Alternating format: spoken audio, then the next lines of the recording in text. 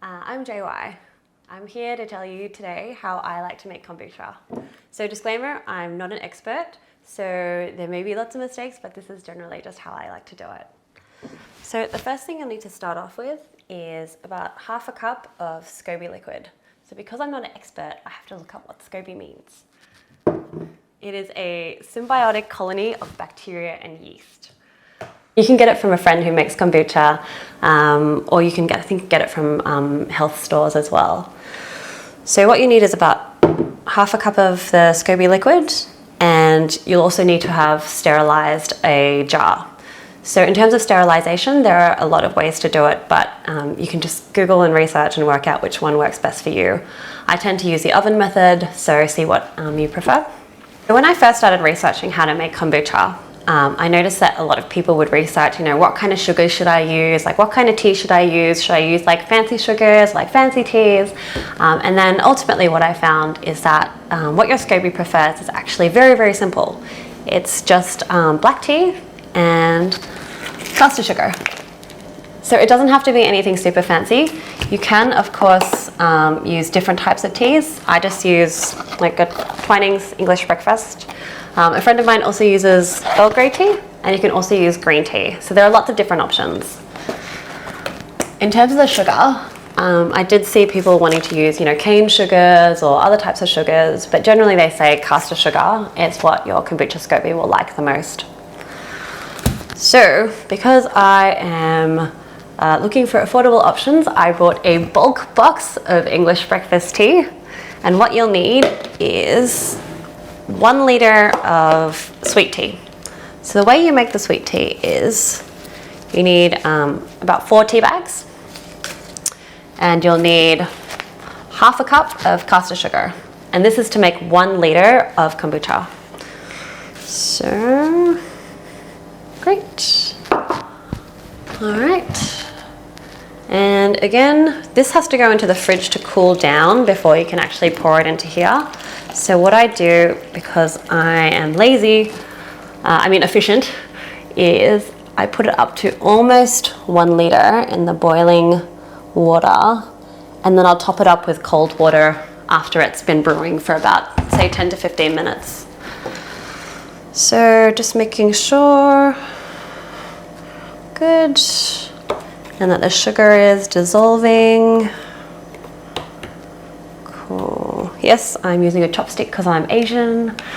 All right, now we can leave this for about 10 minutes. So when making kombucha, there are 2 stages. So what we're doing right now, which is just the making of the sweet tea, that's the first stage. The second stage is when you end up adding your kombucha liquid, once it's been fermented after about a week, into a different bottle with fruit or any other flavors that you want to put into your kombucha.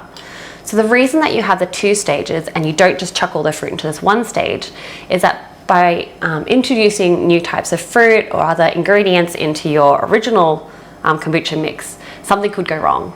So what we like to do is we keep it separate to make sure that any kind of fruit flavors that you put in happens outside of your original Scoby mixture.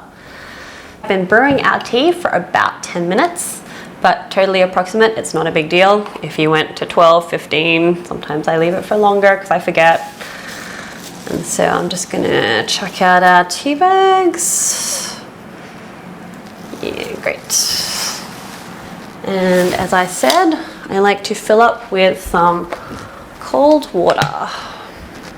So I'll fill this up to the 1 liter mark.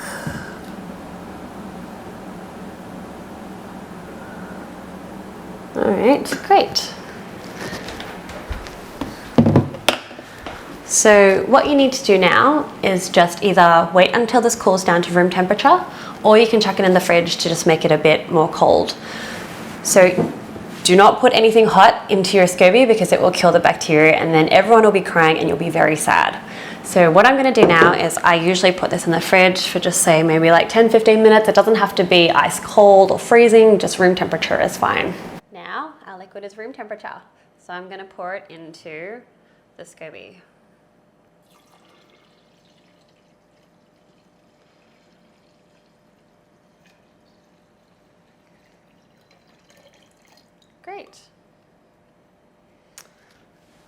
And now we just leave this for about 7 days. You can just cover it with a tea towel, and a rubber band is probably more helpful, but I have a string. You can also use a string.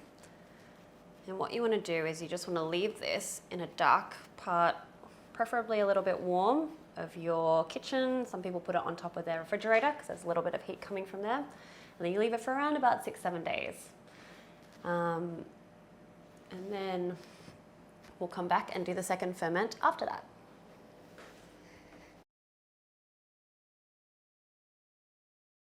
Exactly a week later, and now we have our fermented kombucha brew. So my tip is also, during the week that it's fermenting, try not to move it, just so it doesn't end up disturbing the creation of the pellicle and all of the kind of things that are going on. Like I said, I'm not an expert, so I don't know all of the facts behind it, but if you leave it for a week, you'll end up with this. So as you can see, this is a lighter color than the dark tea mixture that you put in before. And you have a new Scoby that's formed on top. So what we do now is the second ferment. So the second fermentation is when you add flavor to your kombucha. So at the moment, this original brew, you can have a test of it. People say not to use metal with your kombucha because it might end up harming it, but for example, when it's just like a really temporary quick thing, it's not a big deal. You can also use straws, for example, just to get in the liquid to see if it's the sweetness or sourness that you like. So this is really good. It's still a little bit sweet, which is good because then it'll ferment for another 3 days. I'm going to talk about the second ferment. So the second ferment is a stage when you add the flavor to your original kombucha. One of the most popular ways to do this is by adding fruit. So I've found that by making sure that your fruit is usually like in a pureed form or cut up, diced quite finely, this will mean that you increase your surface area, which means that your kombucha has more surface area to get sugar from and therefore carbonate your drink. Because ultimately what you want is a delicious fizzy kombucha drink after your second ferment. So for example, for hard fruits, like maybe apples, pears, I found that you really have to kind of squish it to get more of the flavor and also more sugars out, so there's more carbonation. With something like passion fruit, which is delicious, this is already quite a squishy fruit, so you probably don't need to do too much to it other than just scoop it out and put it in your bottle. So, ooh, this looks like a good passion fruit. So in terms of how much fruit you want to use, it is really up to you. The more fruit that you use, the more carbonation and there will be. But I find that, you know, about maybe 1 or 2 passion fruits for a litre, like 1 fig, half an orange, that kind of quantity is usually fine for about a litre of kombucha liquid. So of course, if you're doing more than that, you can add more fruit and that will be totally fine.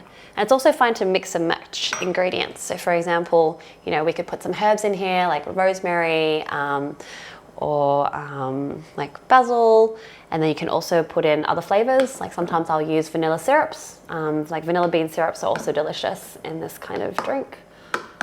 In this kind of kombucha. But also you can put in honeys. Like I've got a few types of flavored honeys, like this beautiful achacha honey that we tried this winter. That was like super nice. So you can just kind of mix and match, and if it's good, it's good. If it's not, that's fine too. You just have another go the week after. Like it's totally not a big deal. And I think the experimentation is really like one of the best parts about making kombucha. All right, so that looks pretty good.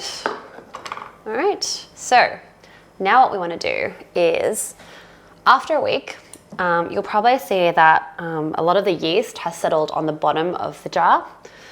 And the yeast is something that you want to make sure goes in here to make sure that it continues to ferment with the fruit or whatever that you've added into it. So what I will do is, so I'll just give it a good stir. So it's looking good. And that just means the yeast is more evenly distributed, which means that when it goes in here, it'll be a good time. All right, so we'll pour. So when you do this, you don't want to put in your pellicle. You just want to put in the liquid. You can use a sieve if you like, if you're worried about the yeast strands getting, like too much of the yeast strands getting in, but I really don't feel like it's that much of an issue. So, all right. So that's usually about how much, maybe a little bit more. So that's usually about how much liquid I'll put in. And what you want to use for the second ferment is a jar that is airtight. So the best kind of jars, ones you can find them in IKEA or Kmart for like a few bucks. But you want to make sure these rubber seals are really good, because what happens is that during the next few days, this will keep fermenting and creating carbonation in the liquid. And you don't want to lose that, because then you'll just have your regular original brew. So what you do is just make sure it's tightly sealed, and that's good. And then you just put it away for maybe 2 or 3 days. After about 3 days, I'll open it and test it. And if it's quite carbonated, if that's the point at which I want it to stop fermenting, I'll just put it in the fridge. Once it goes in the fridge, the fermentation will stop. So from that point, you can just keep it and it won't continue to carbonate, and it hopefully shouldn't explode in your fridge. But I've had no issue so far. So once you start drinking it, of course, you can just, you know, you can sieve it out, or you can just pour it out, and it'll be super delicious.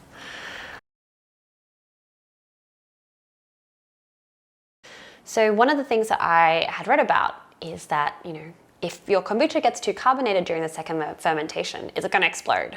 And yes, I've heard this is totally possible. There are a few ways to avoid doing this. So one, these are some of the tips that I'd researched. Make sure that the bottle you're using is intended to be used for this kind of purpose. Like, it's got thick, decent glass walls.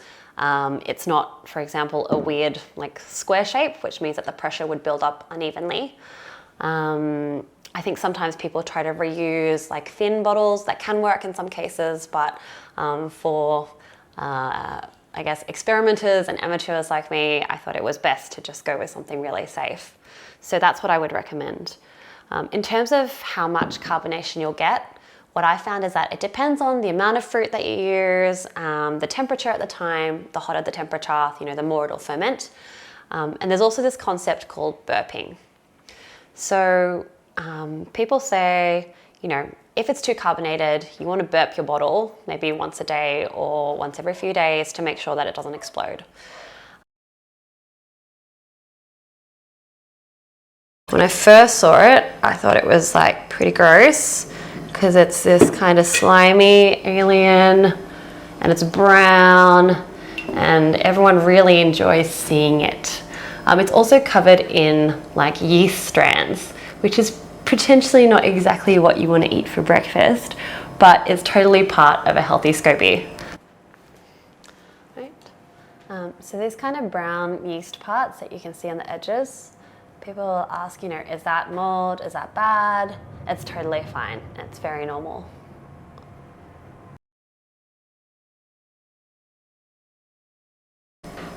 So apparently people use the pellicle for random things. So for example, they make fruit leathers out of the pellicle.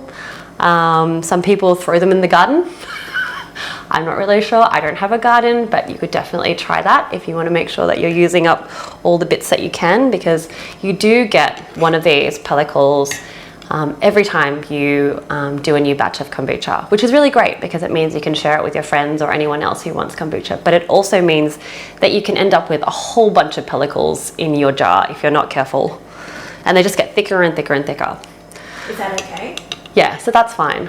It's fine if it gets thicker, but the one thing is that it might end up blocking the air to your Scoby liquid below. So it's good to, I guess, like push it down from time to time just to make sure that you know, your liquid is still getting enough air and not getting blocked. Do you ever throw it out?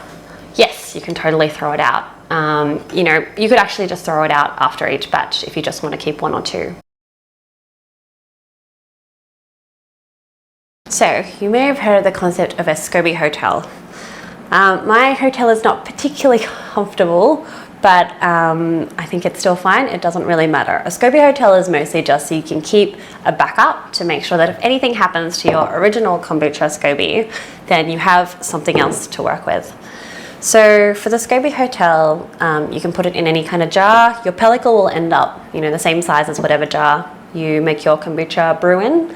But with the Scoby hotel, you just keep, a decent amount of the liquid and maybe some pellicles in a dark area. Every 6 to 8 weeks, you should empty out perhaps maybe half the liquid and add in a new fresh brew of sweet tea, just to make sure that doesn't get super too vinegary. And that's usually fine. So that's my backup to make sure if anything happens to this, everything is fine.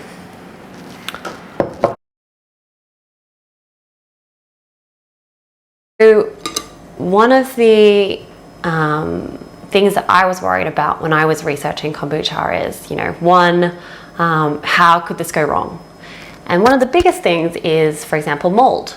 So because this is a growing bacteria, you can have mold forming on the pellicle or in the liquid. And if you see that, you should definitely throw it out. It's very, very bad. Do not eat anything or drink anything that looks like it has mold on it.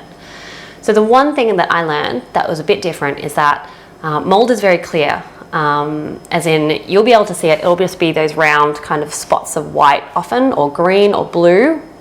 Whereas the brown strings that you'll see in your kombucha, that's just yeast, and that's totally fine.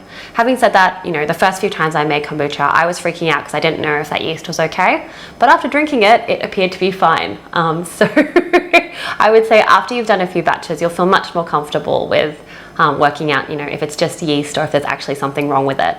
Again, use that test, take a smell. If it smells bad, chuck it out. Don't even, don't risk it. There's no point. So during the 7-day process, you can actually taste test your kombucha to see if it's the sweetness or the sourness that you like. So the longer you leave it, the more sour it'll get as your Scoby eats the sugar in the mixture. So that was another thing. People would ask, is kombucha really sugary because of the amount of sugar that you put in the beginning? And the answer to that is actually no. Your Scoby will just eat the sugar and then ferment, which means that the end product doesn't actually have nearly as much sugar. And I think it's a very small amount of sugar by the end after you finish your second ferment.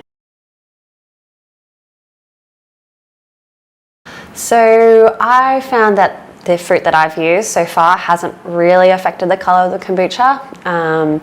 I think, the more fruit that you use and the more colorful it is, that could potentially change the color of it. I've noticed in some cases it might be a little darker when I used fig, and when I used plums, like it got a little bit more pink, but other than that, not much difference. So when you go on holidays, it's totally fine. Like, your Scoby is actually very resilient. What you can do is just, for example, pour in a fresh batch of tea before you go, and then when you come back, it'll be quite vinegary. So what you can do at that stage is you can decide, maybe I'll make a kombucha vinegar. So there are steps to do that are online. I haven't tried it yet, but totally go and Google. Or you can just pour out some of the liquid, have about the same half a cup or however much you use for your brew, and then just restart the process. Very easy.